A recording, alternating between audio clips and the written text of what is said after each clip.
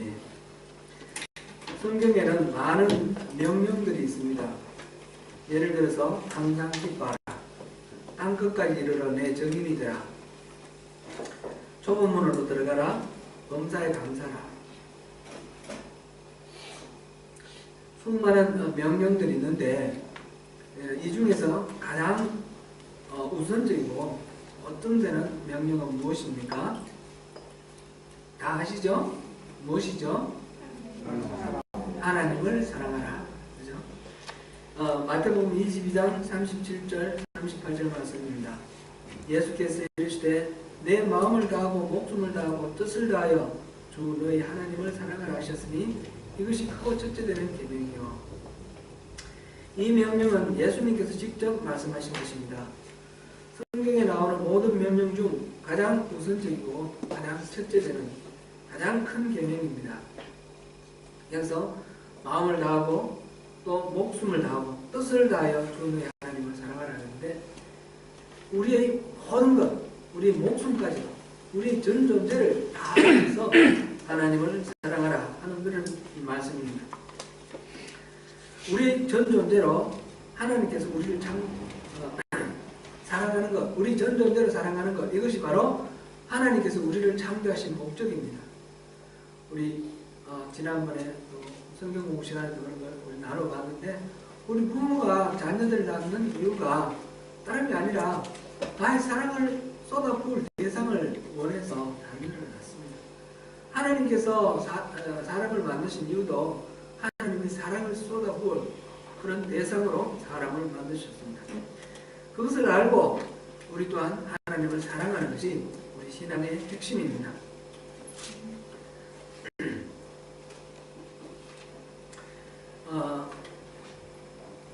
유홍준 교수의 나의 문화유산 납작이라는 책이 있는데 혹시 읽어보셨습니까?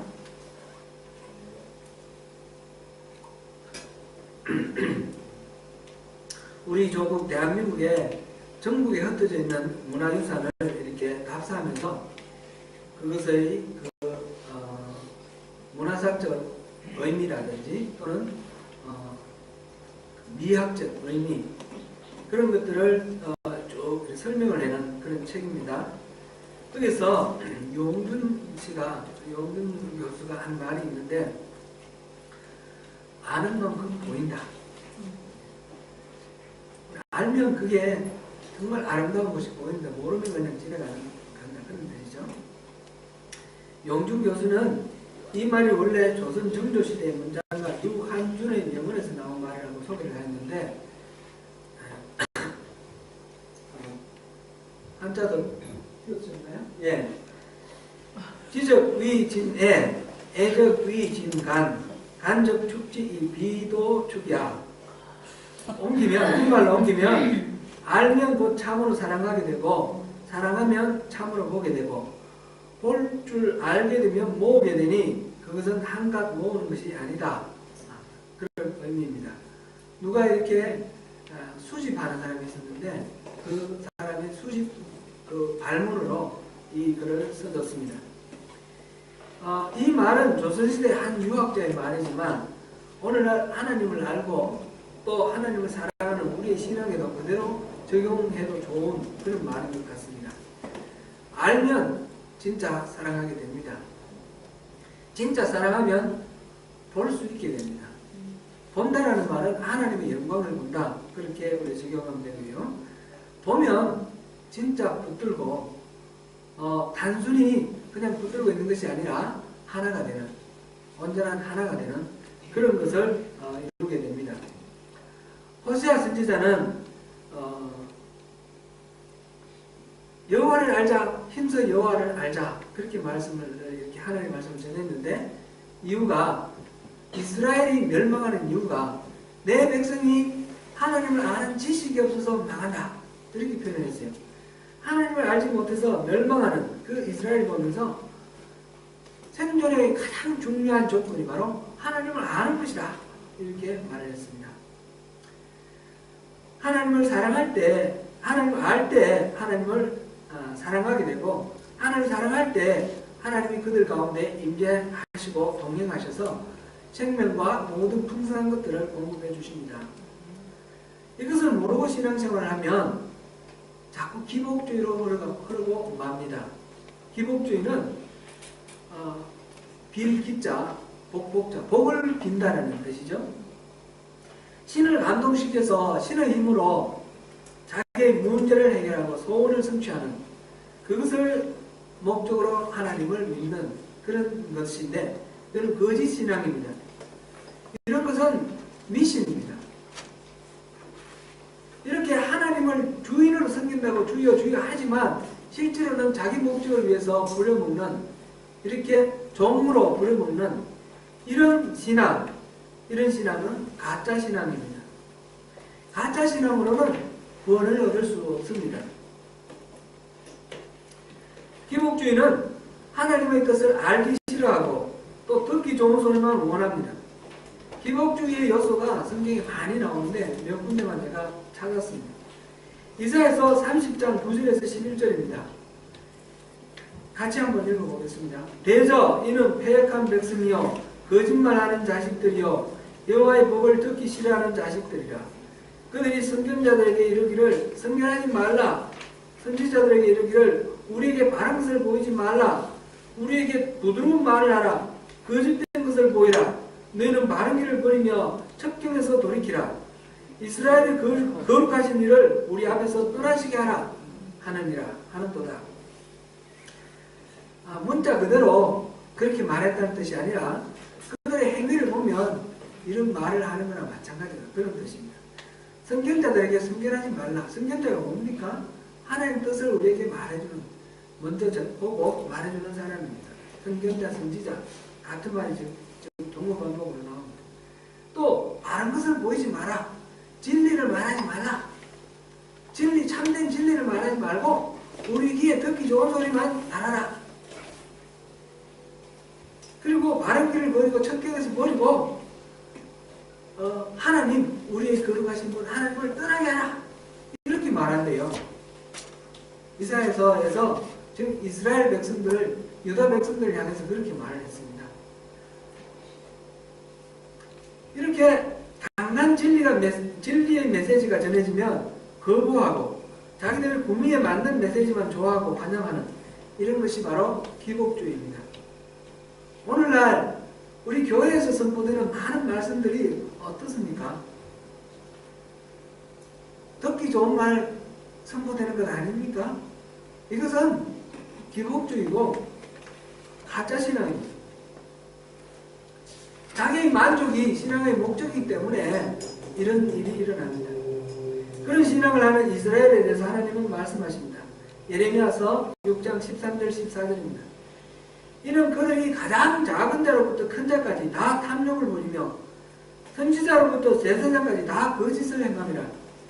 그들이 내 백성의 상처를 가볍게 여기면서 말하기를 평강하다 하나 평강이 없도다. 그 당시 이스라엘 백성들은 종교 지도자들과 일반 백성을 막론하고 모두 다 탐욕을 부리며 선지자로부터 제사장까지 다 거짓을 말하고 있습니다. 그들이 하나님 백성을 그 고통에 찌들려 있는 하나님 백성을 보면서 늘 평강하다, 잘 될 거다, 복 받는다 그렇게 말을 하지만 진실은 그렇지 않다는 것입니다. 그런 상황의 성전에 대해서 또한 예레미야서 7장 4절에서 말합니다. 너희는 이것이 여호와의 성전이라 여호와의 성전이라 하는 거짓말을 믿지 말라. 자기 만족을 위해 하나님을 섬기고 자기들 마음에 드는 메시지만 들려주고 듣는 그런 곳은 하나님의 성전이 될 수 없다는 것입니다. 그런 식으로 자기 만족을 구하면서 하나님을 섬긴다고 하는 것은 다 거짓말이라는 것입니다. 오늘날 우리의 신앙 현주소를 잘 우리가 살펴봐야 되겠습니다. 바른 신앙, 참된 신앙은 신앙의 목적이 자기 만족에 있지 않습니다. 하나님을 만족시켜드리는 것이 진짜 신앙입니다. 하나님을 사랑해서 하나님의 소원을 성취해드리는 것입니다. 그러므로 바른 신앙을 위한 핵심은 하나님을 알고 하나님을 사랑하는 것입니다. 하나님을 사랑하는 것은 인격체신 하나님을 전 존재로 마음을 다하고 목숨을 다하고 뜻을 다하여 사랑하는 것입니다. 주님을 사랑하는 것이 삶의 유일한 목적이 되는 것입니다. 내 목숨 아끼고 내 가진 재산 아끼고 내 자존심 아끼고 적당하게 타협해서 내 기분 좋은 만큼만 하나님 사랑하는 것, 그것은 하나님 사랑하는 것이 아닙니다. 우리는 하나님을 아는 만큼 사랑할 수 있습니다. 그런데 하나님을 알기 위해서는 하나님의 도우심이 필요합니다. 하나님은 끊임없이 자기를 우리에게 보여주십니다. 이걸 계시라고 합니다. 자연을 통해서 계시하시는 일반 계시가 있고 성경을 통해서 계시하시는 특수 계시가 있습니다. 또 기적으로 또는 여러 가지 환상이나 이런 여러 가지 방법으로 하나님 자신을 드러내 볼 그런 계시들이 있습니다. 요한복음 17장 26절 말씀입니다. 내 아버지의 이름을 그들에게 알게 하였고 또 알게 하리니 이는 나를 사랑하신 사랑이 그들 안에 있고 나도 그들 안에 있게 하려 함이니라. 요한복음 17장은 예수님이 십자가를 지시기 전에 마지막으로 하신 대제사장의 기도라는 기도입니다. 하나님께 기도하기를 이 백성들이 거룩하도록 지켜주십시오. 그리고 이 백성들이 하나됨을 잃지 않도록 지켜주십시오. 그것이 17장의 전체의 가장 중요한 메시지인데 그 메시지 중에 이 말씀을 하신 것입니다. 예수님은 하나님의 이름을 알게 하였다. 그리고 알게 할 것이다 그랬습니다. 예수님의 생애 전체가 하나님을 알게 하는 그런 삶이었습니다. 예수님의 죽으심이 하나님을 알게 하시는 그런 죽으심입니다. 예수님의 부활도 그렇습니다. 예수님은 총체적으로 하나님을 계시하십니다. 그 하나님을 계시하시는 이유가 뭡니까?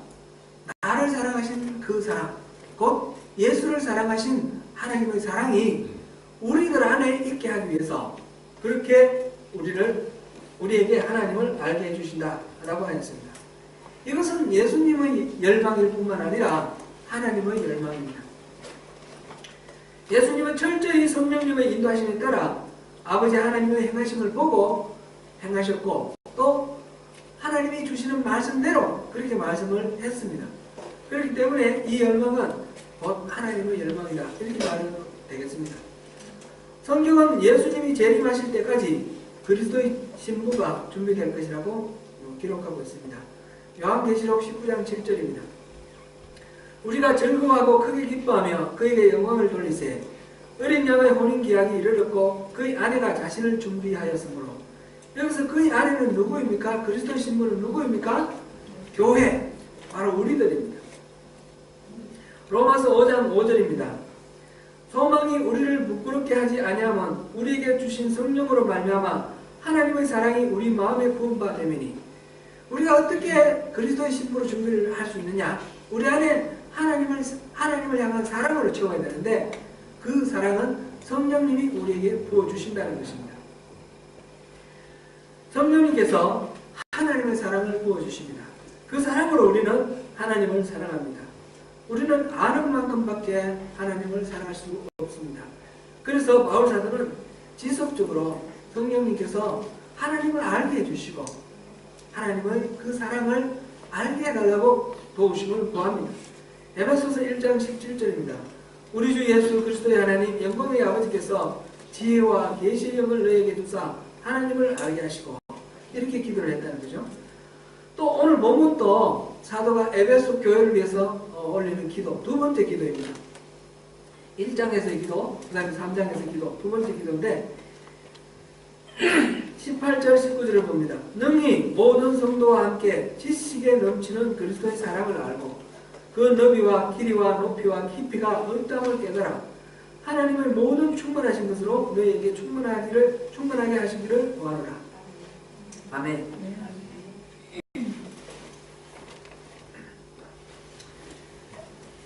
기도 내용은 우리가 그리스도의 사랑을 알도록 기도합니다. 그리스도의 사랑의 그 높이와 길이와 깊이와 너비와 길이와 높이와 깊이 그것을 어떤 분이 설교 영상에서 이렇게 표현했어요. 그리스도의 사랑은 모든 인류를 포함할 정도로 충분히 넓고 한이 없다는 거죠. 옆으로. 그리고 영원토록 계속될 만큼 충분히 길고 너비와 길이, 그다음 가장 타락한 죄인에게 도달할 수 있을 정도로 충분히 깊고 그 죄인을 하늘로 올릴 수 있을 만큼 충분히 높다. 재미있는 표현인 것 같습니다. 예수님의 이 사랑이 어떠하신지 다 아시겠죠? 아멘? 본문 18절에서 지식에 넘치는 그리스도의 사랑 이렇게 말했습니다. 이때 지식에 넘치는 이 말은 지식을 초월하는, 머리로 인식적으로 아는 것을 뛰어넘는 그런 그리스도의 사랑에 대한 아는 것. 우리 안다에 대해서 여러 번 말씀드렸던 그런 내용입니다. 영어로는 surpass knowledge라고 그랬고 세번역에는 지식을 초월하는 이렇게 번역했습니다. 단지 그냥 우리 머리로 아는 것은 충분치 않다 이 말이죠. 저는 본문 17절에서는 사랑 가운데 뿌리가 박히고 터가 굳어져서 이렇게 표현을 했는데, 우리가 하나님의 그 사랑을 아는 그 사랑 가운데 우리가 뿌리를 깊이 내리고 터가 굳어지면 그리스도의 사랑을 더 깊이 누리게 된다, 그런 의미입니다. 저는 8남매의 막내로 태어났습니다. 저희 아버지는 시골의 가난한 농부였습니다.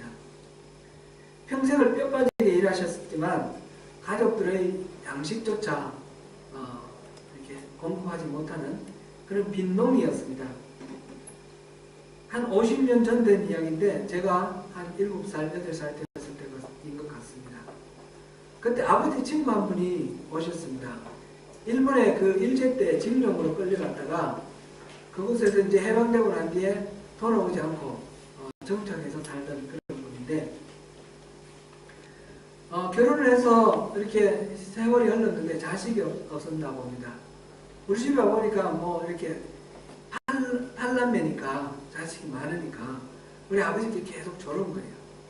하나 달라고, 아들 하나 달라고. 요즘은 꼭 그렇지 않지만 옛날에는 꼭 이 자손이 있어서 제사를 지내야 된다 이런 관념이 있었잖아요. 그래서 아들 하나 달라고.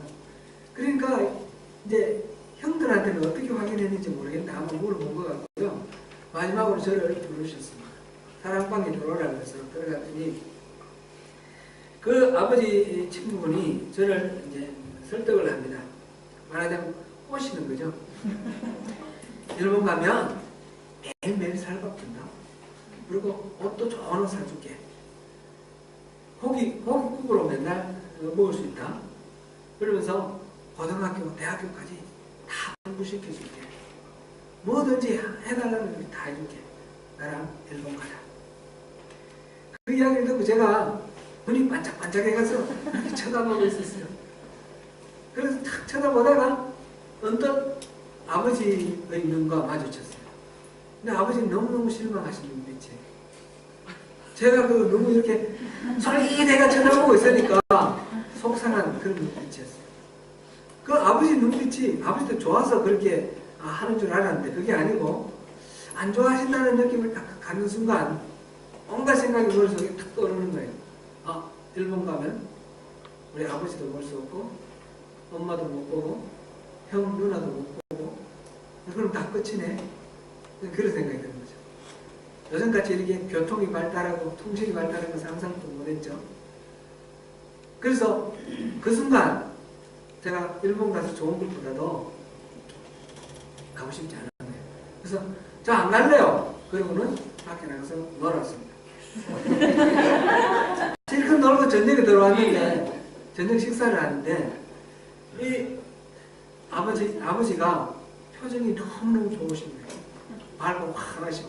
그래서 이렇게 저를 물끄러미 보시더니 참 그러시는 거예요. 무슨 말이에요? 참 다행이다 할 뜻이죠. 안 가서 다행이고 저는 어떻게 그렇게 대답했지? 이런 대견함? 제가 간다고 그래서 뭐 어쩌려고 그러셨는지 모르겠어요. 저는 확실히 알았어요. 그러나 우리 아버지는 식구가 아무리 많아도 귀찮아하지 않고 나를 사랑한다는 것을 알았습니다. 아버지가 나를 사랑한다는 이 확신이 있었기 때문에 그 다음에 자라면서 아버지한테 혼난 일도 많고 매도 많고 억울하게 이렇게 야단 맞은 적이 많았는데 그 어느 때나 의심을 안 했어요. 우리 아버지는 나를 사랑하신다. 나 잘 되라고 혼내신다. 거기에서 조금도 벗어나지 않았습니다. 청소년기 사춘기를 지날 때에 이게 잘못될 수도 있잖아요. 그런데 조금도 딴 생각하지 않았습니다. 하나님, 사랑하는 성도 여러분, 하나님 아버지가 여러분을 사랑하시는 줄 아십니까? 아마 하나님도 그렇게 하실 거예요. 헛그름처럼 하시면서 극한 눈길로 우리를 보고 계실 것입니다. 하나님은 그 사랑 가운데 뿌리 내리시고 터가 굳어지시기를 바랍니다. 그런 상태에서 그리스도의 사랑을 알게 되시기를 바랍니다. 우리 속에 넘치는 하나님의 사랑이 우리에게 하나님을 사랑할 수 있도록 그렇게 해줍니다. 본문 19절에 보니까 우리가 그리스도의 사랑을 알고 그 너비와 길이와 높이와 깊이를 알아서 하나님의 모든 충만하신 것으로 너희에게 충만하게 하시기를 구하노라. 하나님의 모든 충만하신 것, 그것으로 우리에게 꽉 채워주신대요. 하나님의 모든 충만함, 무엇이든지 부족함이 없는 그런 충만함입니다. 하나님은 그런 분이십니다. 사랑에서도 마찬가지죠. 하나님의 사랑은 부족함이 없는 사랑, 충만한 사랑입니다. 그 사랑을 우리에게 채워주신다는 것입니다. 하나님의 사랑을 아는 우리, 하나님의 사랑의 충만함으로 채워진 우리가 하나님을 사랑합니다.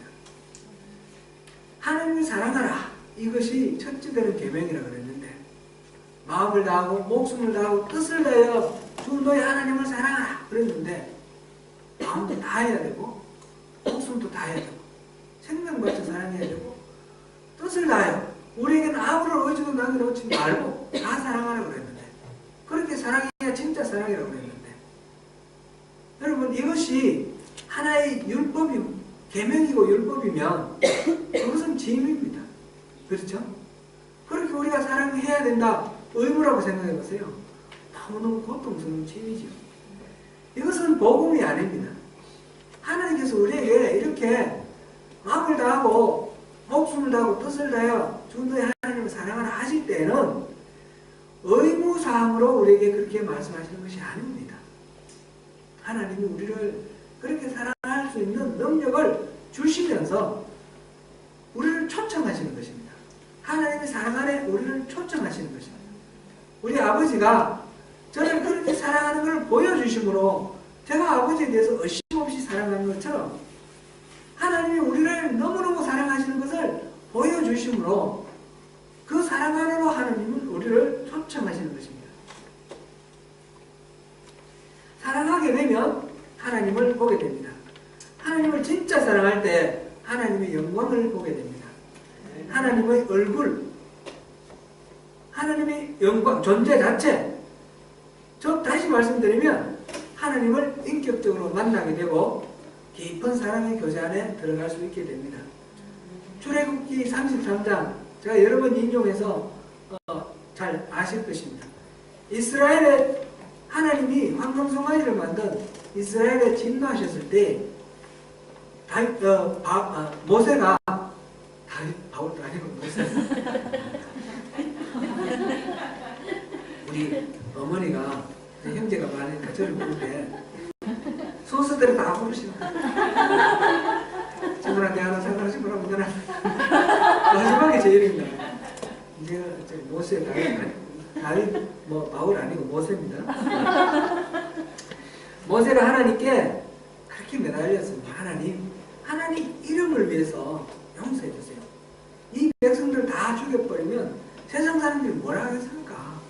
하나님 이름 위해서 용서해 주세요. 그래서 하나님은 용서를 해주십니다. 그런데 여전히 화가 풀리지 않아서 말씀하시죠. 그들 조상들에게 약속한 땅 가나안 땅 돌려주겠다. 거기에 살고 있는 일곱 부족 다 몰아내고 청소하고 너희들 들어가서 살게 하겠다.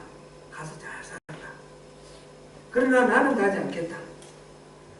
그때 모세가 말합니다. 33장 출애굽기 33장 15절 말씀입니다. 모세가 여호와께 아뢰되 주께서 친히 가지 아니하시려거든 우리를 이곳에서 올려보내지 마옵소서.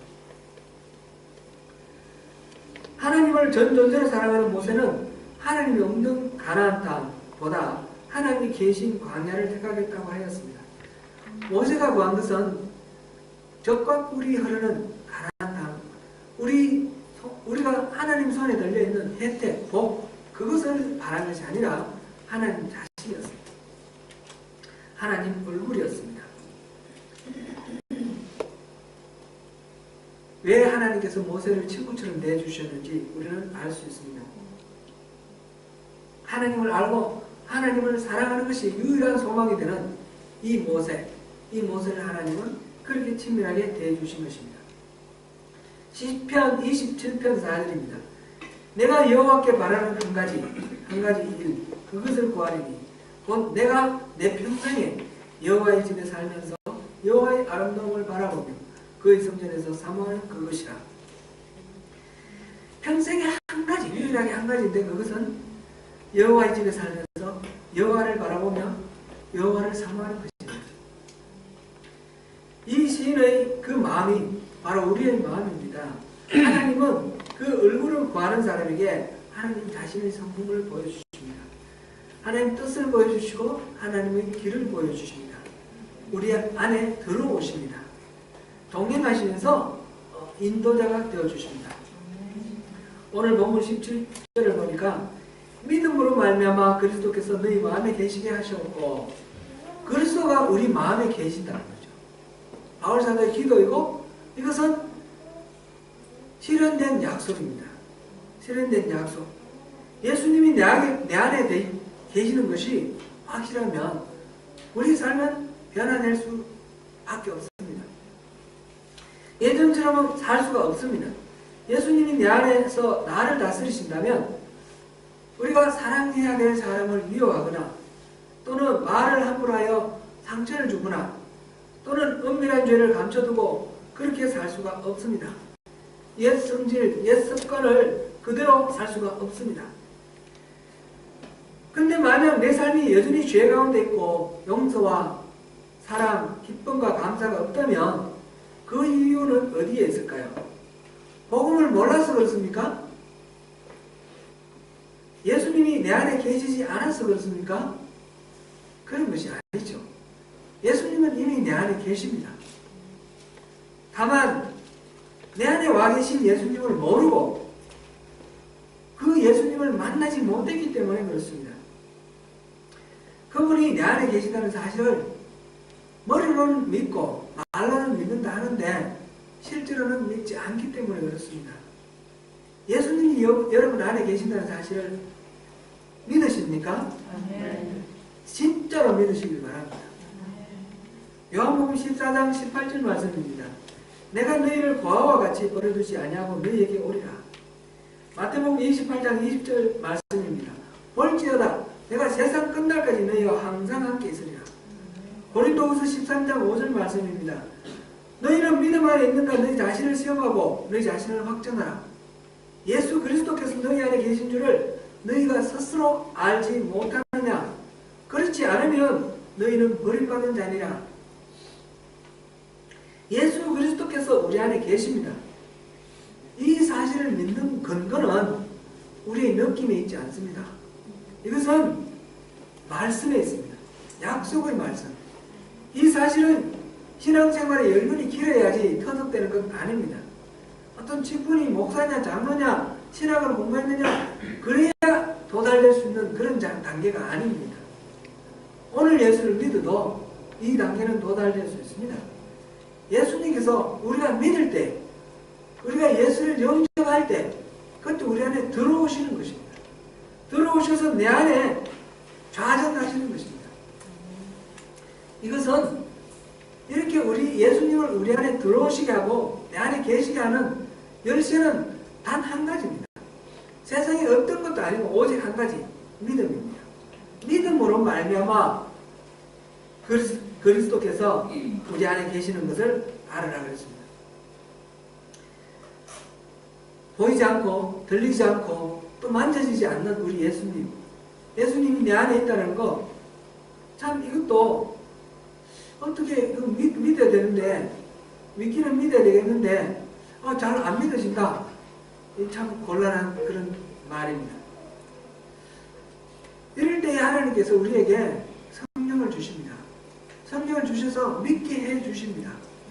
성령을 구하십시오. 요한복음 15장 26절 말씀입니다. 내가 아버지께로부터 너에게 보낼 보혜사 곧 아버지께로부터 나오시는 진리의 성령이 오실 때에 그가 나를 증언하실 것이오. 아멘. 성령님이 알게 해주시는 그 진리를 붙드십시다. 본문 16절에서도 성령으로 말미암아 라고 하였습니다. 성령님을 의지하고 말씀을 믿읍시다. 말씀을 한번 정리해 봅니다. 기복주의는 자기 만족을 구하는 것입니다. 기복주의, 자기 만족을 구하는 이 신앙에는 구원이 없습니다. 참된 신앙은 하나님의 목적, 하나님을 기쁘시게 해드리는 그것이 참된 신앙인데, 그것은 우리가 하나님을 알고 하나님을 사랑할 때 가능한 것입니다. 첫째 되는 계명이 마음을 다하고 목숨을 다하고 뜻을 다하여 주 너의 하나님을 사랑하라 했는데, 이것이 하나의 율법이고 이것이 하나의 계명이면, 의무이면 우리는 너무 무거운 짐입니다. 우리에게는 하나님은 우리에게 짐을 주신 것이 아니라 복음을 주셨습니다. 그 복음이 무엇입니까? 이 사랑을 하나님은 우리에게 먼저 실천해 주셨고, 그래서 그 사랑 안에 우리를 초청하시는 것입니다. 하나님이 그